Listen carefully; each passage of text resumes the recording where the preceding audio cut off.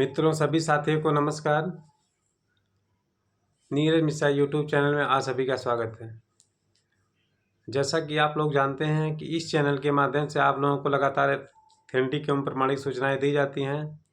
उसी के क्रम में आज हम बात करेंगे लोक सेवा आयोग से चल रही भर्ती एलटी ग्रेड के बारे में। मित्रों, आप सब जानते हैं कि एलटी ग्रेड के लगभग एक दो विषय को छोड़कर लगभग सभी विषयों के प्रारंभिक परीक्षा का रिजल्ट आ गया है। और कुछ विषय ऐसे हैं, जैसे मान लीजिए मैथ हो गए, साइंस हो गए, गृह विज्ञान हो गया, बायोलॉजी हो गया, संस्कृत हो गया और वाणिज्य हो गया। इन सभी विषयों के मुख्य परीक्षा का फॉर्म भी भरा जाना शुरू हो गया है। तो मित्रों, इसमें मैं ये आप लोगों को बताना चाहता हूँ कि जो है कुछ मित्र हमारे ये पूछ रहे थे कि जो है सामाजिक विज्ञान का रिजल्ट कब आएगा। तो कल मैंने आप लोगों को बताया था कि सामाजिक विज्ञान की आंसर की नहीं आई है। तो उसमें मतलब मैं ये आप लोगों को ये बताना चाहता हूँ कि उसकी आंसर की आ गई थी, तो उसके लिए मैं क्षमा चाहता हूँ आप लोगों से। और इसका रिजल्ट अब जो है होली के बाद ही आने की संभावना है, क्योंकि आयोग जो है कल से लेकर 1 तारीख से लेकर 8 तारीख तक बंद रहेगा और उसके बाद पुनः वह 9 तारीख को आयोग खुलेगा। उसके बाद ही जो है सामाजिक विज्ञान का रिजल्ट आपको लोगों को देखने को मिल सकता है। इसके बीच में कोई भी संभावना नहीं है, क्योंकि आयोग जो है 1 तारीख से लेकर 8 तारीख तक बंद रहेगा। और हम आप लोगों को यह बताना चाह रहे हैं कि जैसे कुछ छात्र ऐसे हैं जो ये पूछ रहे हैं कि जो मेंस का फॉर्म भरा जा रहा है, इसमें क्या क्या डॉक्यूमेंट लगेंगे। तो मैं उन छात्रों को यह बताना चाहता हूँ कि इसमें जो है आप जो भी डॉक्यूमेंट लगाएंगे, जैसे मान लीजिए हाई स्कूल का हो गया, इंटर हो गया, इंटरमीडिएट, बीए हो गया, उसके बाद या बीए बीएससी हो गया, फिर बीएड हो गया। बीएड तो इसमें कंपलसरी था ही। तो इन सभी विषयों का जो है आपको प्रमाण पत्र और मार्कशीट यह सब अपलोड करना होगा। उसके बाद जिसके पास मान लीजिए बीएससी में डिग्री नहीं है, तो वो क्या कर सकते हैं, डिग्री के स्थान पे आप लोग प्रोविजनल बनवा लीजिए। और प्रोविजनल जो है या तो ऑनलाइन बन जाएगा या तो यूनिवर्सिटी में जाके आप 1-2 घंटे में या दिन भर के अंदर में उसको प्रोविजनल को बनवा सकते हैं। और वही प्रोविजनल आप डिग्री के स्थान पे लगा दीजिए और उसी के साथ आप लोग डिग्री भी अप्लाई कर दीजिए, जिससे आप लोगों की डिग्री भी बन जाएगी और आप लोगों का इधर का काम भी हो जाएगा।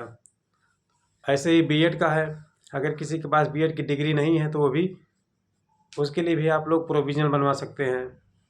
और ऐसे छात्र जो जैसे और जो भी डॉक्यूमेंट हैं आप लोगों के, जैसे आय हो गया, आय तो नहीं लगेगा, मतलब जाति हो गया, इसमें निवास हो गया, ईडब्ल्यूएस हो गया, ये सब जो है आप लोग अगर मान लीजिए पुराना है, पुराना जैसे निवास, जाति, ये सब जो है 3 साल के लिए चलता है। तो अगर आप लोगों के पास पुराना है, जैसे 6 महीने पहले आए ये सब है, तो वो तो चल जाएगा। अदरवाइज आप लोग नया भी बनवा सकते हैं। और ईडब्ल्यूएस के बारे में, ऐसे छात्र जो ईडब्ल्यूएस में चयनित हुए हैं, उन लोगों के लिए मैं बताना चाहता हूं कि ईडब्ल्यूएस जो है 1 ही साल के लिए मान्य होता है। जैसे 1 अप्रैल से 31 मार्च यानी वित्तीय वर्ष के लिए ही ईडब्ल्यूएस चलता है। तो इसमें आप लोग नोटिफिकेशन देखे होंगे, तो जब ये नोटिफिकेशन आया था, क्या नाम है इसका, एलटी ग्रेड का, तो उसमें दिया गया था कि यह 1 वर्ष पहले का होना चाहिए, 1 वित्तीय वर्ष पहले का होना चाहिए ईडब्ल्यूएस का सर्टिफिकेट, इसमें दिया गया था। लेकिन उसमें मित्रों आप लोगों को, अगर आप लोग पहले बनवाए थे तो उसको लगा दीजिए। अगर नहीं था उस समय और आप लोग ईडब्ल्यूएस में अपना फॉर्म डाले हैं, तब भी आप जो नया वाला है उसको भी लगा सकते हैं। उससे आप लोगों को कोई दिक्कत वो नहीं होगी, क्योंकि जो ईडब्ल्यूएस जो है 1 ही साल के लिए बनता है, 1 ही वित्तीय वर्ष के लिए बनता है। तो इसलिए आप लोगों को कोई भी परेशानी उसमें नहीं होगी। तो आप चाहे नया वाला लगा सकते हैं जो पिछले वर्ष बना था, या 1 वित्तीय वर्ष उसके पहले का जो नोटिफिकेशन मांगा था 24-25 का या 25-26 जो भी है, आप उसको लगा सकते हैं। और कुछ जो है महिलाएं, ऐसी महिलाएं हैं जो जिनकी शादी हो गई है, वो लोग ये पूछ रहे हैं कि जैसे उनका क्या होगा।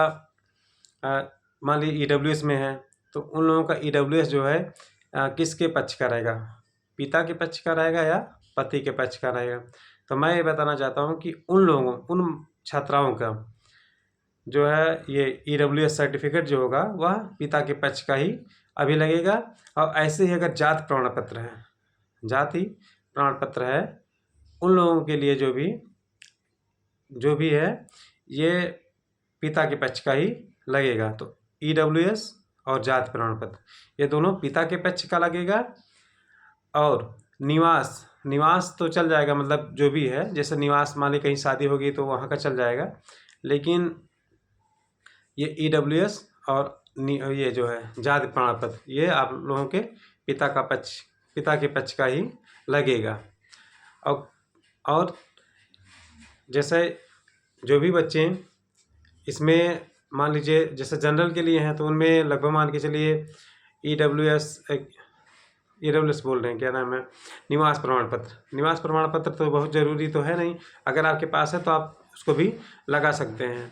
और ऐसे छात्र जो मतलब इस बाहरी राज्य से हैं, मतलब यूपी के बाहर के हैं, उन लोगों के लिए तो वो है क्या नाम है, निवास प्रमाण पत्र की कोई ज़रूरत है नहीं, क्योंकि वो लोग जनरल में काउंट होंगे, उनको आरक्षण या इन सब का लाभ तो लेना नहीं है, या लाभ लेना क्या मतलब है, उनको मिलेगा ही नहीं, तो वो जनरल में काउंट होंगे। तो उन लोगों के लिए ये सब प्रमाण पत्र नहीं बनवाना है। और जो भी छात्र ऐसे हैं, मतलब जो भी मेंस का फॉर्म डाल रहे हैं, वो फॉर्म में जितने भी आप डॉक्यूमेंट लगा रहे हैं, चाहे जो भी हाई स्कूल से लेकर ये जो है BEd तक, तथा EWS जाति निवास जो भी, उन सभी प्रमाण पत्रों की फ़ोटोकॉपी या छाया प्रति जो होती है उसको लेकर आप सभी उस पर स्वप्रमाणित हस्ताक्षर करने के बाद जो है एक लिफाफे में रख कर उसे लोक सेवा आयोग पर पोस्ट के माध्यम से भेज सकते हैं, अथवा गेट नंबर 3 पर जो पूछताछ काउंटर बना हुआ है वहाँ लाकर अपने डॉक्यूमेंट को जो ऑनलाइन फॉर्म में भरे गए हैं उन सभी डॉक्यूमेंट को लाकर स्वप्रमाणित करके उसको जो है यहाँ जो बताएं पूछताछ काउंटर नंबर 3 पर, जो लोक सेवा आयोग का गेट नंबर 3 है, उसी में एक पूछताछ काउंटर, उसके अंदर आप वहाँ जाएंगे, उस सभी डॉक्यूमेंट को आप वहाँ सबमिट कर सकते हैं।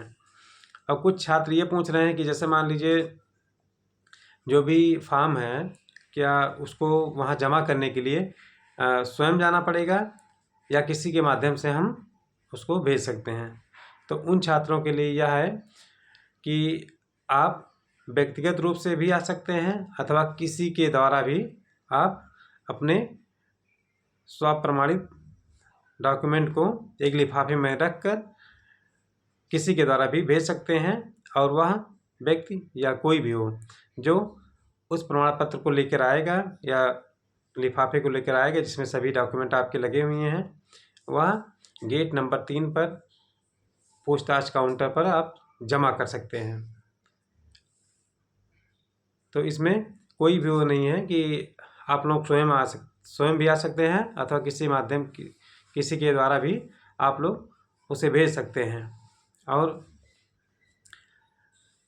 हम लोग कल बात किए थे, जो है कल के वीडियो में मैंने आपको बताया था कि जो है ये यूपी TGT PGT और असिस्टेंट प्रोफेसर की जो नई वैकेंसी है उसके बारे में आप लोगों को मैंने बताया था कि जो है मित्रों, इसमें जो है लगभग सभी विषयों का या सभी विषयों कह रहे हैं, सभी जिलों से अध्याचन आ गए हैं। शिक्षा निदेशालय को यूपी के जो 75 ज़िले हैं, इन सभी जिलों से अध्याचन प्राप्त हो गया है और इनके पोर्टल का काम भी पूरा हो गया है।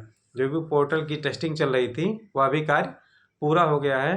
तो मैं और जो भी रिक्तियां हैं, मतलब जितनी भी पोस्ट खाली हैं, जिन रिक्तियों का अध्याचन जो है शिक्षा निदेशालय को प्राप्त है, वह जो है होली के बाद जो है आप लोगों को लोक सेवा जो है शिक्षा सेवा चयन आयोग के पोर्टल पर आपको देखने को मिल जाएंगी। और हम उम्मीद करते हैं, एक सकारात्मक उम्मीद के साथ आप लोगों से कह सकते हैं कि आप लोगों की नई वैकेंसी बहुत ही जल्द आप लोगों को देखने को मिल सकती है।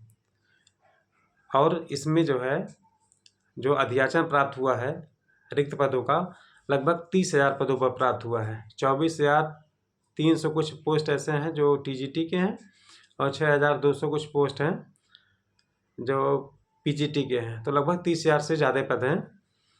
तो हो सकता है इन 30,000 पदों पर विज्ञापन सरकार निकाले, नहीं तो इसमें से कुछ पद कम करके 20,000 जो है 20 से 22,000 या 23,000 तक आप लोगों को विज्ञापन देखने को मिल सकता है।